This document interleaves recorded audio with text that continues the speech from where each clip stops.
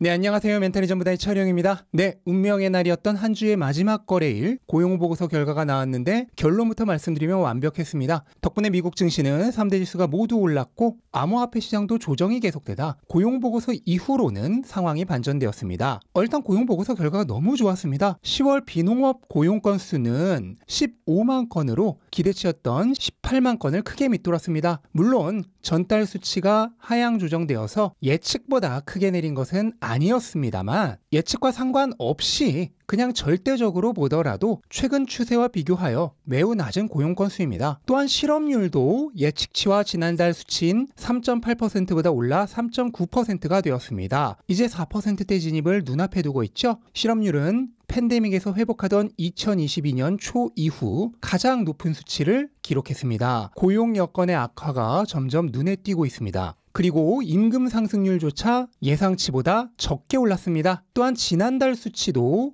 0.1%포인트 상향 조정되었기 때문에 전달보다도 내렸습니다. 연간 상승률로 보면 4.1% 상승으로 지난달에 4.3%에서 의미 있게 하락하며 2년 반 만에 가장 낮은 수치를 기록했습니다. 물론 팬데믹 이전의 평균적인 수치였던 3%대 초반과 비교하면 여전히 갈 길이 남기는 했지만 그래도 긍정적으로 하락하고 있는 모습입니다. 보시면 이제 고용시장의 약화가 눈에 띄게 진행되고 있음을 알 수 있습니다. 이것은 패턴 인식 능력이 없는 사람이 보더라도 계속해서 내리고 있구나 하는 것을 한눈에 알 수 있을 정도의 명백한 추세죠. 만약 이 패턴조차 안 보이신다면 안과가 필요하지 않을까 조심히 생각해 봅니다. 그리고 최근에 높았던 고용이 여러 개 일자리를 동시에 갖는 투잡 때문이라는 말들이 나오는데 그렇지는 않습니다. 원래 팬데믹 이전의 멀티잡의 비율은 5에서 5.5% 사이였습니다. 이게 팬데믹 때 급격하게 줄었다가 이제 정상으로 돌아오는 과정 중에 있습니다. 하지만 여전히 평균 추세보다도 낮죠. 따라서 최근에 강했던 고용은 멀티잡 때문이 아니라 그냥 정말 고용시장이 강했던 것입니다. 하지만 이제 누가 보더라도 눈에 띄게 고용시장이 약해지고 있습니다. 이게 무엇을 뜻할까요? 너무 쉽죠. 경기의 약화, 물가의 하락으로 이어질 것이란 뜻입니다. 물가도 사실 느리지만 꾸준하게 내리고 있죠. 그런데 약화된 고용 덕에 이 추세가 앞으로도 계속 이어질 것이란 확신을 가질 수 있게 되었습니다. 그럼 약해진 고용과 물가는 무엇으로 이어질까요? 네, 이건 더 쉽죠. 약해진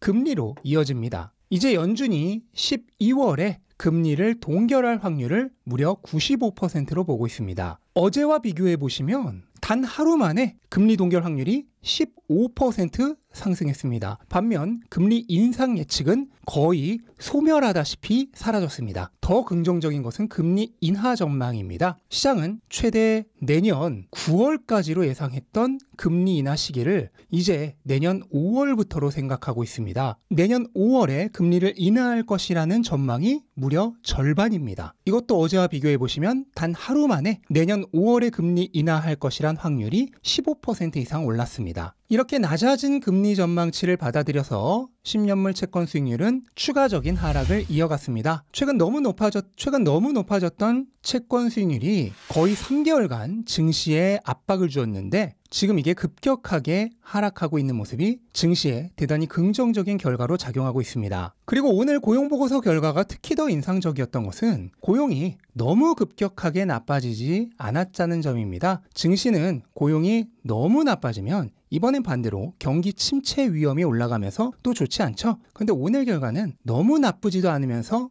딱 적절하게 고용이 약해진 골디락스 같은 결과였습니다. 덕분에 증시는 오늘도 3대 지수가 모두 강하게 상승했습니다. 이번 주는 거의 내내 올랐는데요. 주간으로 다우가 5.1% 상승, S&P가 5.9% 상승, 나스닥이 6.6% 상승했습니다. 그리고 3대 지수 모두 2023년 최고의 한 주를 기록했습니다. 제가 얼마 전 증시가 상승 추세를 깨고 하락 전환했을 때 이게 추세적인 약세장으로 가는 것은 아니고 지지를 받아서 반등한 이후 조금 더 횡보를 하다가 금리 인상 종료가 확인될 타이밍에 다시 올라가는 방향으로 전환될 것이라 말씀드렸었는데 거의 그대로 되는 모습입니다. 다만 한 가지 다른 점이 있다면 벌써부터 금리 인상 종료가 너무 확실해지고 있다는 점입니다. 만약 그렇게 된다면 굳이 횡보를 할 필요도 없이 바로 상승세로 전환될 가능성이 있다는 게 제 예상과는 다른 부분이죠. 다만 아직 함정 카드는 남아 있습니다. 그건 바로 경기 침체인데요. 이미 많은 전문가들이 4분기부터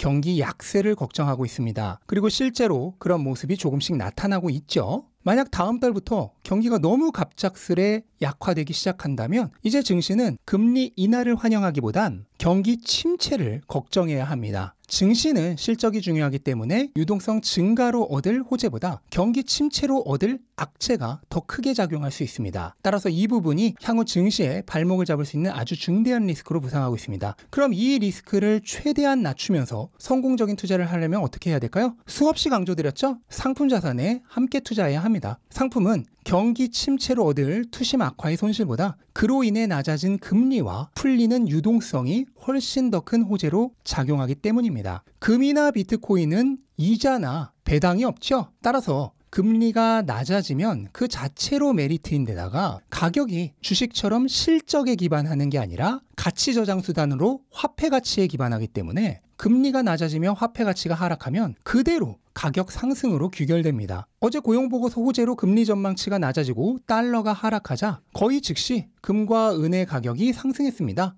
이것은 추세적으로도 마찬가지인데요. 비트코인의 가격과 글로벌 유동성을 비교해 보시면 거의 완벽하게 정비례하는 관계를 확인하실 수 있습니다. 따라서 아직까지도 주식에만 투자하시는 분들이라면 반드시 상품 자산으로 포트폴리오 배분을 하시는 것을 추천드립니다. 상품은 어떤 상품이요? 배당주와 같은 보수적 포지션이라면 금으로 대체하시고 성장주 같은 공격적 포지션이라면 비트코인으로 대체하면 됩니다. 지난주에 증시가 최악일 때 비트코인은 반대로 최상이었죠. 반대로 이번 주처럼 증시가 최상일 때 비트코인은 조정을 받았습니다. 이처럼 어느 한쪽이 안 좋을 때 다른 한쪽이 보완해주면서 리스크를 상쇄할 수 있습니다. 반면 호재가 나오면 같이 상승하죠. 어차피 불장이 오면 둘 다 오르기에 하이 리턴입니다. 그래서 로우 리스크 하이 리턴의 마법이라고 계속 말씀드리고 있는 것입니다. 네, 이렇게 오늘은 간단하게 시장을 정리해봤습니다. 분위기는 확실히 바뀌었죠. 이제 연말이기 때문일까요? 시장은 벌써 산타 랠리를 준비하는 것 같습니다. 올해 산타 할아버지가 올지 안 올지 저는 그런 한두 달의 결과를 미리 볼 수 있는 능력이 없습니다. 하지만 한 가지는 확실히 알 수 있는데요. 그것은 앞으로도 물가는 지속적으로 낮아질 것이고 결국 금리는 내려갈 것이며 시장은 올라가는 방향을 계속 유지할 것이란 사실입니다. 비록 스피드는 우리가 원하는 만큼 빠르지 않을 수 있지만 방향만큼은 확실하다는 것. 이게 제가 볼 수 있는 가장 단순하지만 명확한 비전입니다. 따라서 향후 2, 3년, 길게는 5년 정도까지를 보시는 분들에게는 여전히 투자하기 매우 좋은 환경입니다. 사람들은 당장 두세 달 떨어지면 안절부절 못하고 공포에 비이성적이 되지만 그런 사람들 덕분에 제대로 된 투자를 하는 우리 같은 사람들이 돈을 벌게 되는 것이니까 오히려 감사해야 합니다. 제가 수없이 말씀드렸던 그 말을 하면서 오늘 영상은 마무리하도록 하겠습니다. 모든 게 분명해진 다음에 기회란 없다. 영상 도움되셨다면 구독과 좋아요 부탁드리고 즐거운 주말 되시기 바랍니다. 감사합니다.